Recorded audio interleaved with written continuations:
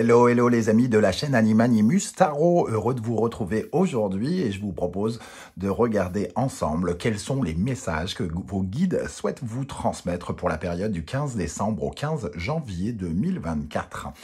Donc, dans quelques instants, nous allons nous donner rendez-vous avec votre signe solaire, bien évidemment, mais je vous recommande, comme d'habitude, de regarder également la vidéo de votre signe ascendant et de votre signe lunaire, peut-être pour avoir des compléments d'informations ou recevoir d'autres messages. Je vous rappelle que c'est un tirage général, vous ne prenez uniquement que ceux qui vibrent avec ce que vous vivez, que ce qui vous intéresse. On ne fait pas de forcing au forceps, on n'y va pas au forceps, on prend uniquement ce qui vibre, sinon on passe à autre chose.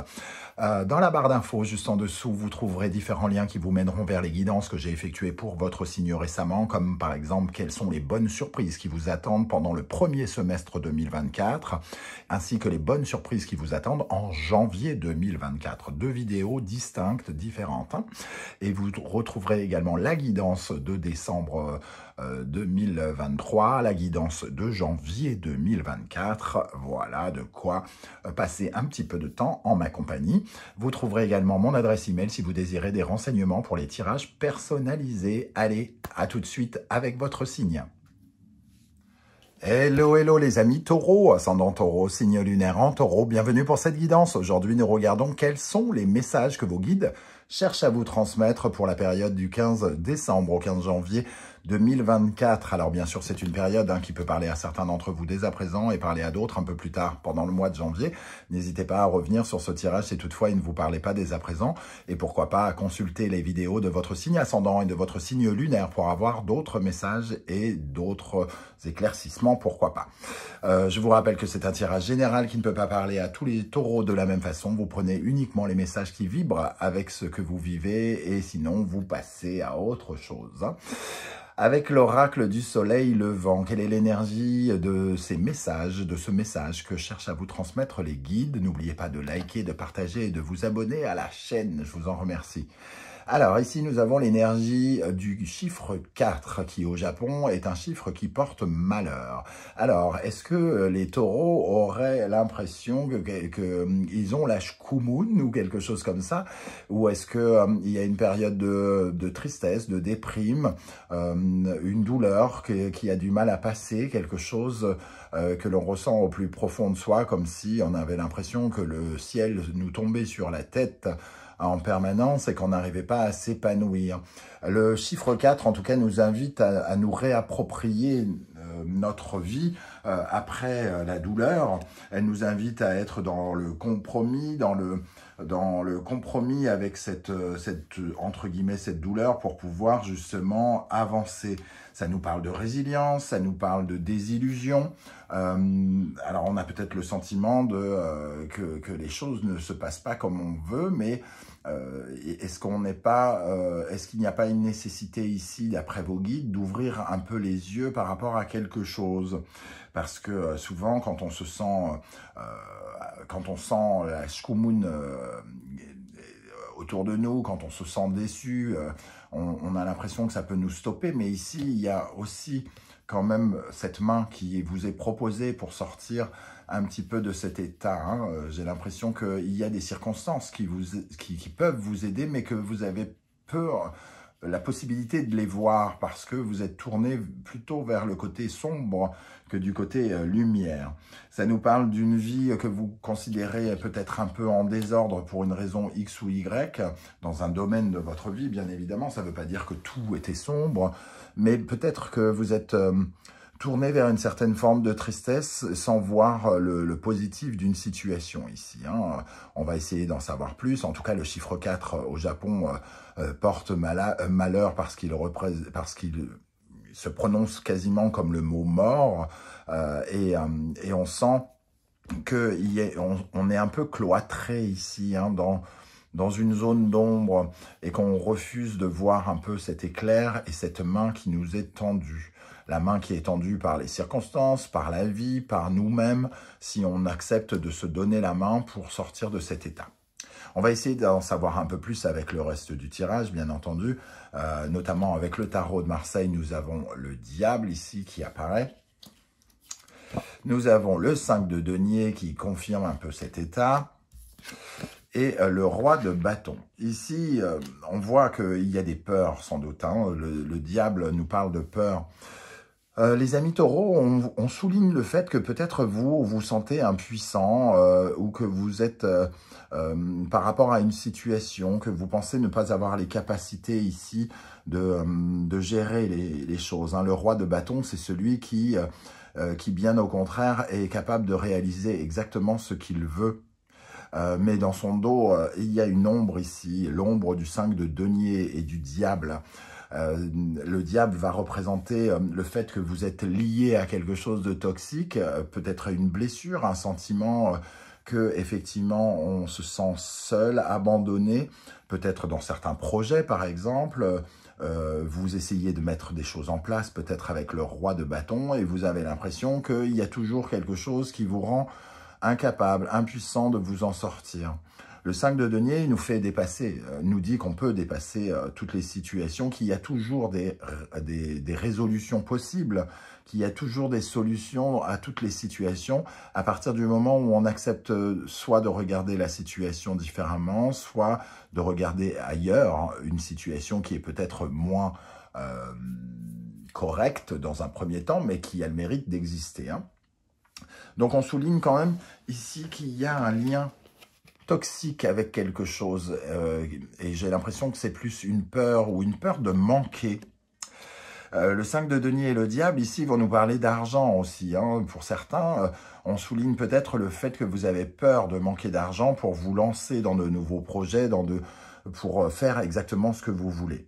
Est-ce que vous avez des projets qui nécessitent de l'argent et que ce soit une sorte de préoccupation qui tourne en boucle et que vous vous disiez j'ai jamais de bol, ça ne fonctionne pas, quand je veux quelque chose, je n'ai pas l'argent pour, j'ai envie de voyager, par exemple, le roi de bâton pourrait être un voyageur, hein, avec les bâtons, on est dans le mouvement, mais j'ai pas l'argent pour, donc d'un seul coup, oui, de toute façon, j'ai jamais de bol, et quelque chose comme ça. Au lieu d'ouvrir les yeux et de trouver des solutions ici qui peuvent exister, qui ne sont peut-être pas encore là, mais qui pourraient arriver, on regarde les choses avec un œil triste et un œil tourné vers, non pas l'abondance, mais vers la shkumun. Hein. On ne croit peut-être plus en sa chance, on perd un peu espoir peut-être dans une situation, et c'est de ça dont on peut nous parler ici. Avec la sagesse de l'oracle, on a l'heure du départ. On vous dit pourtant que c'est le moment de vous lancer ici. Hein. Il faut croire en ce que vous essayez de mettre en place parce que finalement, l'heure du départ nous dit que c'est maintenant ce qui se passe, ce que vous voulez mettre en place. Il y a une occasion justement qui se présente. Alors, est-ce qu'elle ne vous convient pas dans son ensemble? Il est possible que ce soit le cas. L'heure du départ nous dit aussi que vous devez quitter une chose, qu'il n'y a plus rien à vous apprendre ou à expérimenter. Vous devez quitter quelque chose et c'est douloureux, semble-t-il. Vous avez peut-être du mal à quitter cette chose parce que vous vous rattachez à des peurs, parce que vous vous rattachez peut-être à quelqu'un qui vous donne le sentiment de manque, d'abandon, de solitude ici.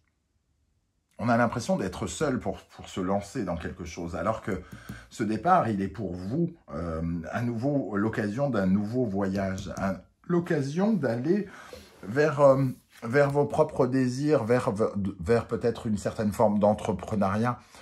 Vous étiez peut-être avec quelqu'un et vous avez peur de vous retrouver seul à vous lancer dans de nouveaux combats, de nouveaux projets, et vous vous sentez malchanceux. Alors, quelles sont les énergies qui vous aident à vous épanouir et à avancer actuellement? Nous avons le Ginkgo biloba. Votre capacité de communication, votre capacité à vous reconnecter avec des gens est un atout. Mais vous semblez ne pas véritablement le voir parce que vous vous sentez finalement seul.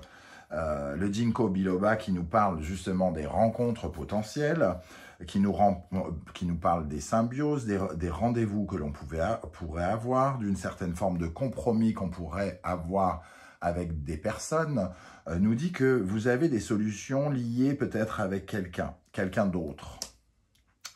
Que vous n'êtes pas seul, semble-t-il, avec ce ginkgo biloba, hein, mais que peut-être il y a des compromis à faire, que la personne qui a pointé le bout de son nez ne ressemble pas à celle d'avant, que celle qui pourrait faire partie de votre vie ici, avec qui vous pourriez créer quelque chose et être en symbiose, nécessite peut-être aussi votre intérêt et que vous lui fassiez davantage confiance. Si vous êtes relayé à cette malchance et à ce sentiment d'abandon, vous ne verrez peut-être pas ces occasions de rencontre, cette communication qui peut vous épanouir.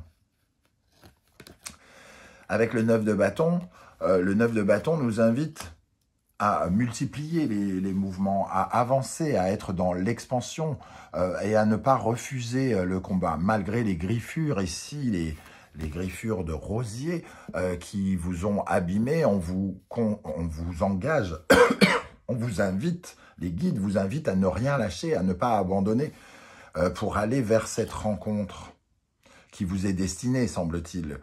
Cette personne qui pourrait vous aider, avec qui vous pourriez construire peut-être vos projets ici, elle n'est peut-être pas encore tout à fait là, mais ici vous êtes sur le point d'abandonner et cet abandon ne vous aide pas. Ce qui vous aide, c'est de ne rien lâcher et d'aller chercher ce partenariat, cette personne qui pourra vous aider, là où peut-être vous ne pouvez pas réaliser vos rêves entièrement seul.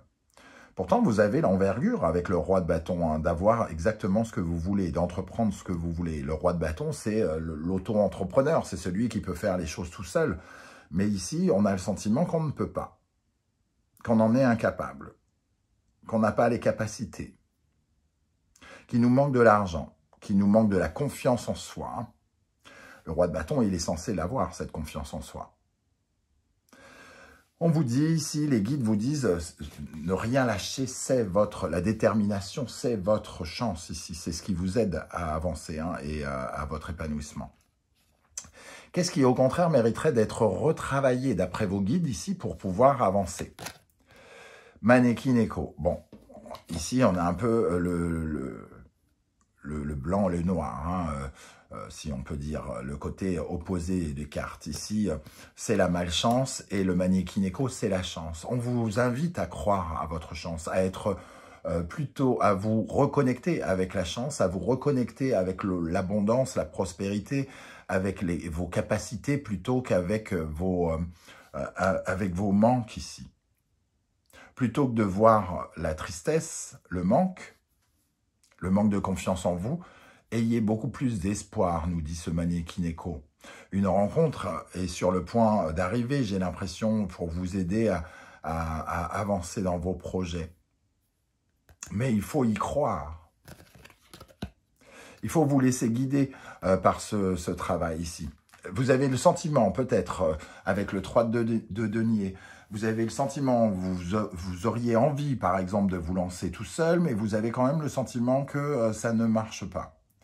Parce que peut-être vous êtes déçu ici, vous êtes triste d'une ancienne collaboration ou de quelque chose qui n'a pas fonctionné, d'un lien qui a peut-être été difficile, où vous avez ressenti de la malhonnêteté, de la jalousie, de la désillusion, de la déception, de la trahison. Et ici, on nous dit que votre conception maintenant du travail en équipe, on a un peu pâti, quoi, quelque part. Vous avez du mal à nouveau peut-être à travailler seul. Et c'est pour ça que le roi de bâton, il a peut-être envie d'y aller tout seul, mais il se sent incapable. On nous dit ici, revoyez votre copie sur le fait que peut-être vous pouvez aussi avoir de la chance sur les personnes avec qui vous unir ici. C'est juste une question peut-être de timing. Le 3 de denier nous dit qu'on a des difficultés à travailler avec les autres. Ou qu'on a du mal à leur faire confiance peut-être. Qu'on a du mal à trouver du triomphe. Ici, c'est vraiment... le 3 de denier peut représenter le succès. Le Maneki-Neko, la chance. Et c'est ça que vous devez retravailler. Vous êtes actuellement peu connecté avec l'abondance et les choses qui vous réussissent. Vous êtes connecté avec ce sentiment de désillusion et de vous être trompé ou d'avoir été trompé quelque part avec ce chiffre 4. Et on vous dit, il faut y croire, ne lâchez pas. Les rencontres sont possibles. Vous en avez les moyens, vous pouvez avoir ce que vous voulez. Il y a forcément quelqu'un qui peut vous aider, semble-t-il. Hein. Alors, quelle est l'énergie qu'on essaye de vous mettre dans la tête, que vos guides vous mettent dans la tête? Le contentement. On vous dit de vous réjouir de ce que vous avez, de peut-être arrêter de voir ce que vous n'avez pas, de vous épanouir dans ce contentement, de regarder sans jugement les choses qui vous arrivent, ce qui se passe dans votre vie, et de le regarder sans jugement, juste en acceptant une certaine forme de sérénité, un état d'être naturel, comme quand on observe des fleurs ou des oiseaux ou quelque chose comme ça. On vous dit d'apprécier chaque moment de la vie, même les moments les plus tristes, mais de ne pas être dans le désespoir, la dépression, la tristesse, de rester quand même ouvert à cette chance, à ces collaborations, même si là, tout de suite, il y a une ombre qui vous semble être au tableau. On nous dit qu'il n'y en a pas réellement. Il vous suffit d'observer la situation. Il y a quelque chose, peut-être que vous dramatisez un peu, sans vous en rendre compte, et on vous dit que c'est l'heure du départ. Donc, il faut vous reconnecter avec votre chance. C'est un moment, peut-être, somme toute relatif de tristesse, de désillusion qui vous arrive, hein, les amis taureaux, j'ai l'impression. Alors, ici, quels sont les conseils que vos guides cherchent à vous transmettre par le biais du tarot Symbolon? Vierge, Mercure, Verseau, Uranus. On nous parle d'un changement d'habitude ici, d'un changement peut-être de travail même d'ailleurs, avec la Vierge, le secteur de la Vierge. Il y a comme une routine qui est un peu bouleversée. On nous dit, bon, ok, il y a des choses qui ont été bouleversées, on a pris peut-être un coup d'éclair dans la tête, ça nous a un peu perturbé ici avec le chiffre 4, mais on ne doit pas rester là, on doit accepter le changement. On doit accepter les changements parce que finalement, c'est peut-être aussi une forme de libération pour aller vers d'autres choses. Uranus nous dit que ça nous bouscule. Mais Verseau nous pousse à aller vers de nouvelles aventures, à nous évader vers autre chose. Acceptez que votre routine puisse changer, tout simplement. Mais ne regardez pas la situation comme si elle était définitive. Ouvrez votre esprit à la chance et au succès. Ici, relationnel, hein, la balance et Vénus, on nous parle d'harmonie relationnelle. Il y a peut-être des changements relationnels, des changements amoureux, des changements de partenariat ici, contractuels pour ceux qui sont dans le travail. Il y a peut-être l'impression qu'on perd un peu pied dans nos relations, qu'on perd peut-être un contrat pour certains d'entre vous. Mais ici, restez dans une certaine forme d'harmonie. Des contrats, il y en a d'autres dans ce cas-là. Des partenariats, d'autres personnes, d'autres rencontres, il y en a encore. Ici, vous êtes sans doute voué à rencontrer quelqu'un d'autre. Sagittaire, Jupiter, Neptune et Poisson, le Raclienne. Essayez de vous visualiser dans un futur avec de l'expansion et de la chance. Jupiter, c'est la grande bénéfique. Changez votre vision des choses. Ne vivez pas dans cette illusion de tristesse. Ouvrez les yeux pour vous reconnecter avec la prospérité et la chance, hein, ici, et le succès. Il y a des façons de voir l'avenir. Votre façon de voir l'avenir aujourd'hui est peut-être un peu altérée. Et on vous dit de reconsidérer les choses autrement. On va terminer avec les portes de l'intuition pour les taureaux pour la période du 15 décembre au 15 janvier. On va aller ici.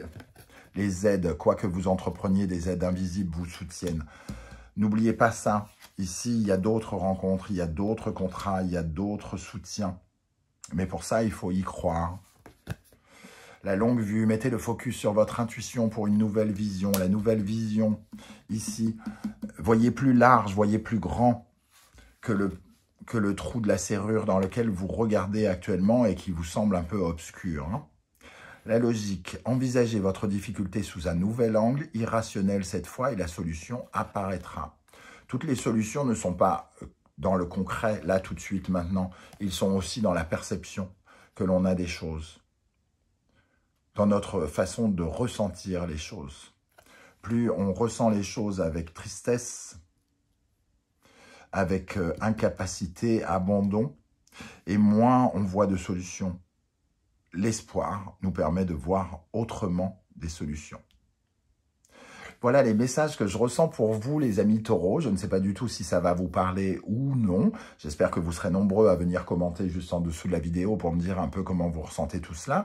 J'aurai plaisir à vous lire, comme d'habitude. Et si vous ne voulez pas étaler votre vie sur YouTube, comme vous le savez maintenant, vous laissez un petit emoji, un petit coucou, un petit cœur, ce que vous voulez, histoire de dire que tout n'est pas virtuel dans ce monde et que vous êtes dans la matière. Et j'aurai plaisir à vous saluer à mon tour. En tout cas, je tenais à vous remercier pour vos likes, vos partages, vos commentaires et vos demandes d'abonnement qui ont permis à la chaîne de grandir tout au long de cette année. Je tenais à tous et à toutes vous souhaiter une très très belle fin d'année 2023. On se retrouve très vite avec une guidance sentimentale relationnelle. En attendant, prenez bien soin de vous les amis taureaux. Merci d'être là et à bientôt. Ciao, ciao.